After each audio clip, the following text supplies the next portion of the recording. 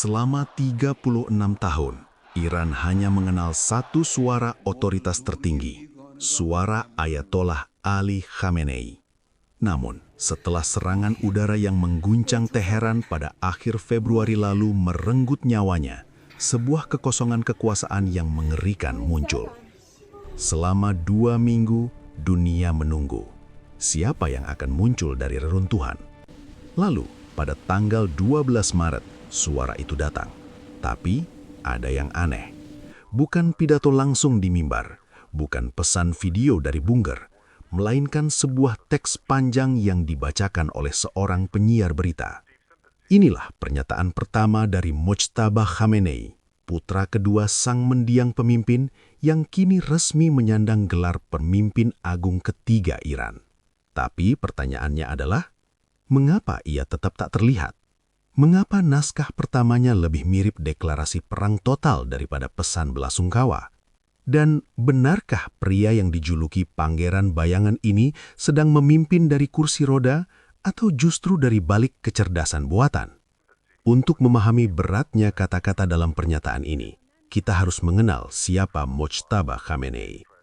Bayangkan seseorang yang memiliki akses ke semua kunci kekuasaan, namun namanya hampir tidak pernah muncul di media resmi selama puluhan tahun. Lahir tahun 1969, Mojtaba bukan sekedar anak presiden. Dia adalah veteran perang Iran-Irak di Batalion Habib, tempat di mana dia menjalin ikatan darah dengan para elit Korps Garda Revolusi Islam atau IRGC saat ini. Sejak awal 2000-an, dialah yang menjaga pintu kantor ayahnya, The Beit.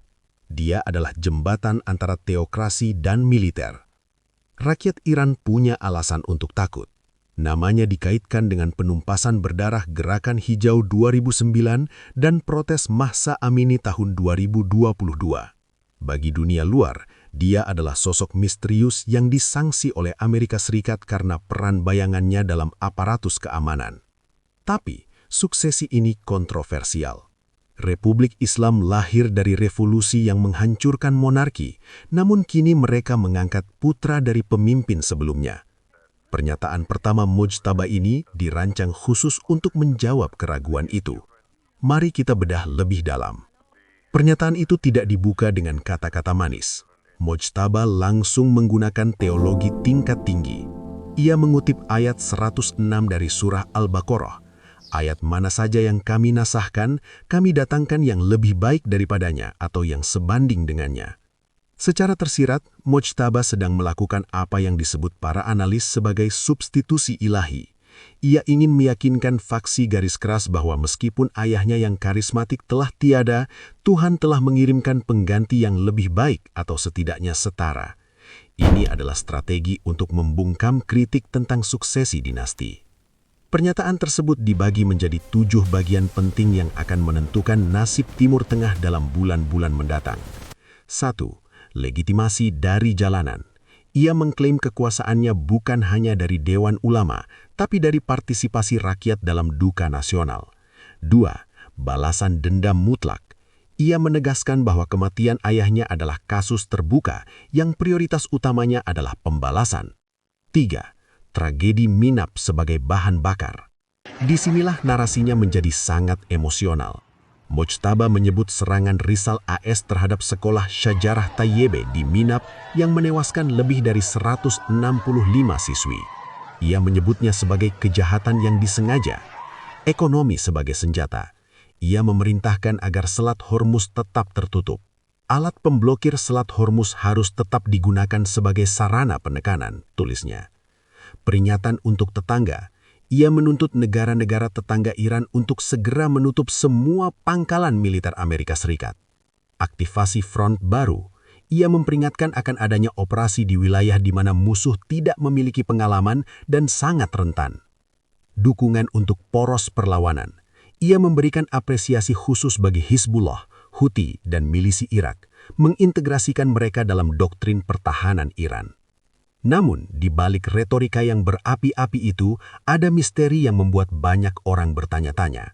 Mengapa sang pemimpin baru ini tidak muncul sendiri di depan kamera?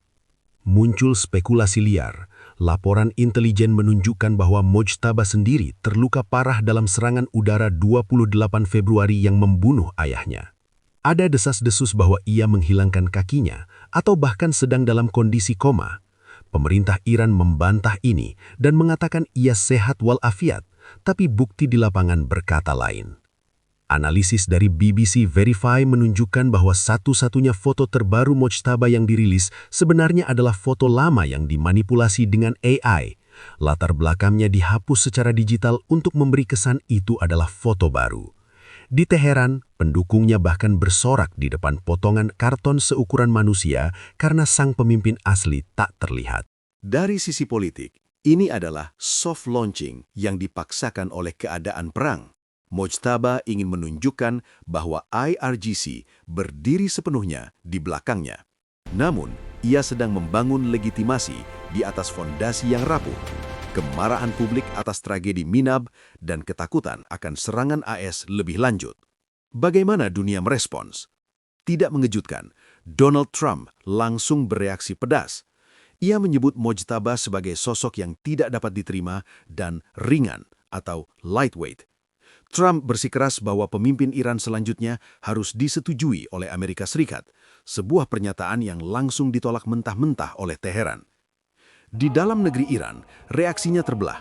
Sementara media garis keras seperti Kayhan memuji keberanian naskahnya, di jalanan Teheran, teriakan kematian untuk Mojtaba mulai terdengar dari atas atap rumah warga pada malam hari.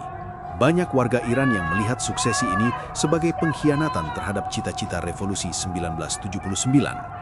Pernyataan pertama Mojtaba Khamenei telah menetapkan arah baru bagi Iran.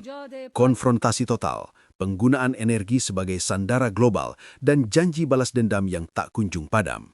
Namun, ia memulai masa jabatannya dalam bayang-bayang, baik bayang-bayang ayahnya maupun bayang-bayang keberadaan fisiknya sendiri. Bisakah sebuah negara dipimpin oleh seorang pria yang hanya ada dalam bentuk teks dan foto AI? Ataukah kita sedang menyaksikan babak terakhir dari sebuah sistem yang sedang berjuang keras untuk bertahan hidup di tengah badai perang? Bagaimana menurut Anda? Apakah retorika keras Mojtaba ini adalah tanda kekuatan nyata atau justru tanda kepanikan dari rezim yang sedang terdesak? Tulis pendapat kalian di kolom komentar di bawah. Jangan lupa untuk tekan tombol like jika kalian menyukai analisis ini dan subscribe ke Political Deep Dive agar tidak ketinggalan dekonstruksi geopolitik selanjutnya.